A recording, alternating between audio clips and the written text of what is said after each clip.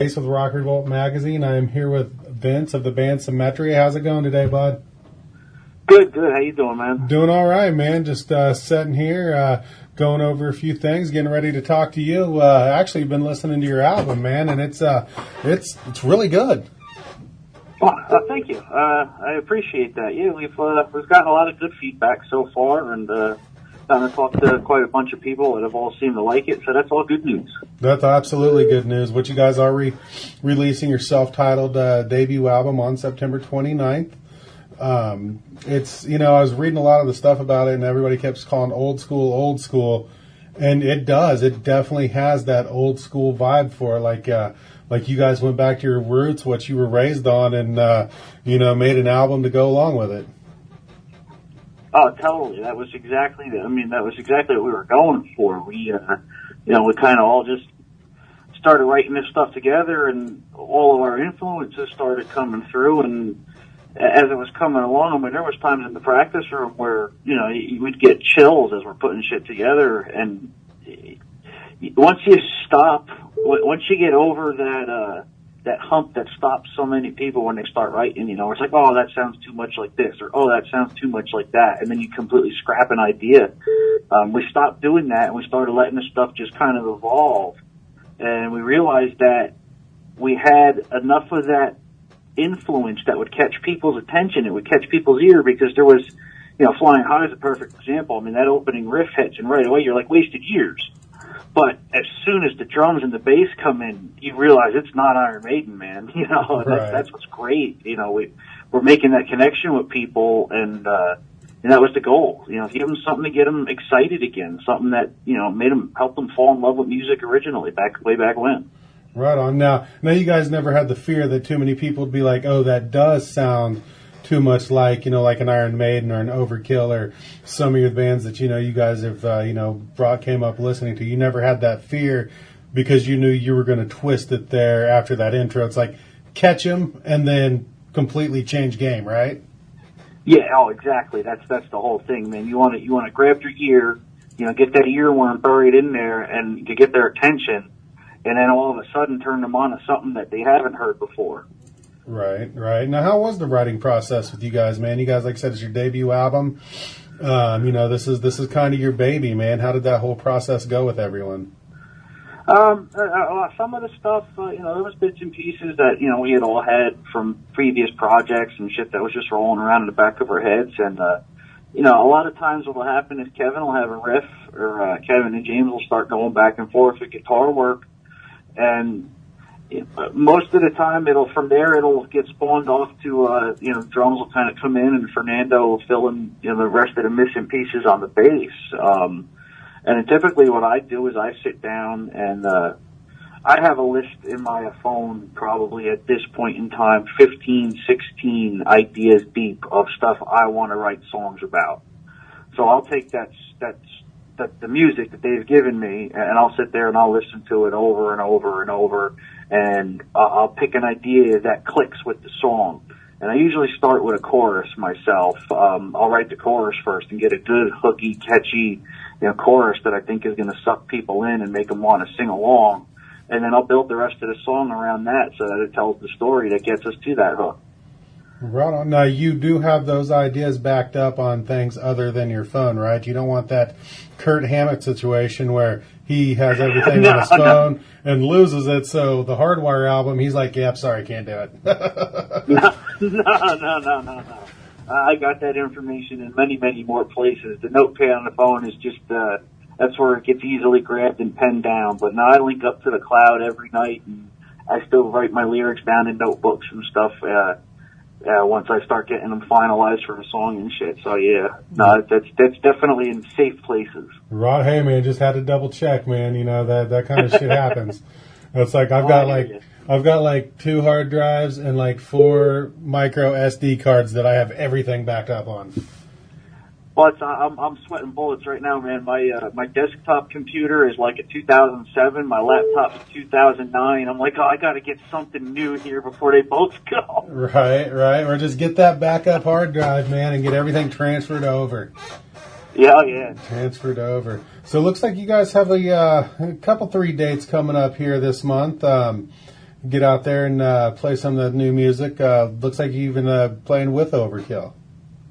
Yeah, we last night we did a play in an interview situation for a internet radio show for an internet station out of Allentown, PA. We're doing another similar setup next Tuesday night. A little kind of same thing. It's an hour-long show. We do a little bit of interview and then we play some songs. And then the big news is obviously the album comes out the 29th worldwide, and then the 30th we're playing the Metal Alliance tour with Overkill, which is ungodly huge for me. I mean, I can't even begin. It's somebody that that's like my Ozzy. I mean, Bobby's the first. I loved music. I loved singing. I sung in the shower from 6 years old. I used to get my father actually would go downstairs and turn the hot water off so that I got a cold shower. That's how he would get me out of the shower, because I'd have my boom box in there and I'd have Kiss Alive 3 or something like that cranked up, and I'm in there and I'm playing Paul Stanley word for word. So yeah, I mean, it was always there, but the first time I heard Overkill and heard Bobby's voice and heard what he did with his voice, I was like, that's what I got to do. I got to do that. That decision was made right then and there. I had to be a front man. Right on. So for us to get out there and for me to get out there and the day after my CD that, I've worked towards putting out my whole life finally releases, to get out there and share the stage with them the next day is incredible. Hell yeah, that's what you do it for, right, man? That's exactly what you do it for. I just got to try not to turn into a complete 16-year-old fanboy when I get to meet the guys. It's rough. It's rough, man. It is rough. I hear you. Because I'm kind of the same way, like when I interview people and stuff, and it's like you got to kind of rein your shit in, but inside you're just freaking the fuck out. Yeah. I know, right? Yeah. Well, I went up a couple weeks ago, real quick, tell the story. I went up a couple weeks ago. They did the Rock Against Dystrophy All-Stars up at Dingbat, and all them guys were up there, Bobby Blitz and Dee Dee Verney and Ronald Mickey and Chris Capri was there and Danny Watts and guys from the Bullet Boys, Scorpions and stuff. And, I went up there with the intentions on, like, mingling with all these people. And I talked to a couple of them, but, you start... I got about 4 steps towards Bobby Blitz, and I couldn't do it. I was like, you know what? I'll wait till we're playing with him, because it puts you on more of an even level with him when you're playing a show. So I find it's easier to introduce yourself and meet other musicians when I'm on a show. Anybody that I would be kind of nervous around. So yeah, no, I mean, luckily I found out that all these big national guys are cool as shit, man. They're just the nicest people in the world. They're just dudes like the rest of us. So yeah, don't even sweat that, man. Don't even sweat that. They're awesome. They're all awesome. But yeah, so once you get that going, we got any major tour plans? Anything, maybe some, kind of around the East Coast? You got anything planned for a pretty decent sized tour yet, or? No, not yet. We got dates coming up locally every 2 weeks after the show. We're playing every other weekend.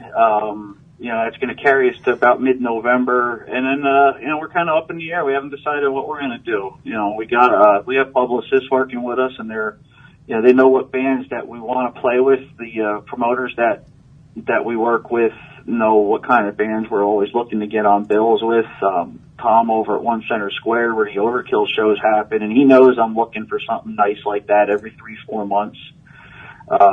At least starting out until we get to that level where we're going out on tours ourselves for, a month, 2 months at a time. The biggest thing we're working towards right now is probably getting ourselves set up so that, by the time the weather breaks next spring, to be in a position to start heading out for long weekends, because we're in a real good spot. We're centrally located in Jersey. I'm an hour out of New York City, an hour and a half out of Philly. I got, all of Pennsylvania. Ohio is less than a day's drive away. We could cover some serious ground and get our music out to a lot of people without really having to have it start conflict with our day jobs, as long as we, schedule it right. So that's the next goal for us, is to start getting further out and getting the music out further and further away from our home base. As well as obviously always coming back home and, make sure we play our home crowd at least once a month, keep them hungry for us. Right, absolutely. And, that is one of the benefits to that East Coast as opposed to the rest of the country, is you have everything such such large towns and large cities in a very short distance, where it's not like you're oversaturating the market because they are such large cities that you can play so close to each other. It's really a great spot. It's a prime location to build out of. I mean, and don't get me wrong, if Anthrax decides they want to take us on tour next year, of course we'll be on the plane. Right? Yeah, you got to do what you got to do. Yeah, I mean, at that point, all bets are off. Yeah. So that's the hard part about that, because I'm in Kansas City, and once you get out of Kansas City, it's a 3 to 4 hour drive at least to the next. Not even big city, but decent sized city, so, there's so it's definitely a lot more work for bands to get around out there. Sure. Yeah, it's definitely being on that East Coast is definitely a good benefit. Plus, that East Coast up there, that Northeast, there is that metal, that thrash metal, that old school, really good scene out there. So you're in the perfect spot. Yeah, we've actually, we're starting to see a little bit of feedback coming back and some impartial reviews and stuff, and the one write-up that we had actually kind of, put us in. I mean, I was honored to be put there. I don't honestly feel it would belong there yet, but if we get there one day, that'd be great. To summarize what he said, it kind of put us in that, metal didn't disappear; it just went home to Jersey. Right. And we're trying to be one of the front runners for bringing it back to life, and getting the scene, built back up to what it should be. Oh yeah, man. Well, yeah, like I said, I've been listening to the album all day. It's great, man. It's a good piece of work, and you guys should be very proud of it. Where are people going to be able to pick that up September 29th when it hits? We'll have physical copies. Obviously, we'll have it all shows. We're working on trying to get it into a couple local record stores to us, as well as we just happen to be fortunate enough to know somebody that knows somebody, and you'll be able to buy the physical copy through barnesandnoble.com. Mm-hmm. And then obviously digital downloads as well. It'll be available through iTunes, Amazon. It's being distributed through Selecta Hits, the same one that started back in the 60s with Elvis and all them guys down out of Memphis. So any place you go to look for it, you should be able to find it. Right on, man. Short of your big chain record stores, obviously, they're not going to carry it yet. But honestly, we're set up that if they just. I was going to say, honestly, man, those big chain record stores really don't amount to a hill of beans much, man. It's everybody's sitting at their desk clicking buttons. So if you got that digital download covered, you're set. Oh yeah, actually the pre-sale link is up on iTunes now. You can go online, today and pre-order it and have it in your iTunes the day it releases. And honestly, the other thing is we are set up through Selecta Hits that any place that wanted to start carrying physical copies, you'll have them on your shelf in a week or two. The distribution is in place if it comes to it. So, tried to cover all our bases. Oh yeah, man.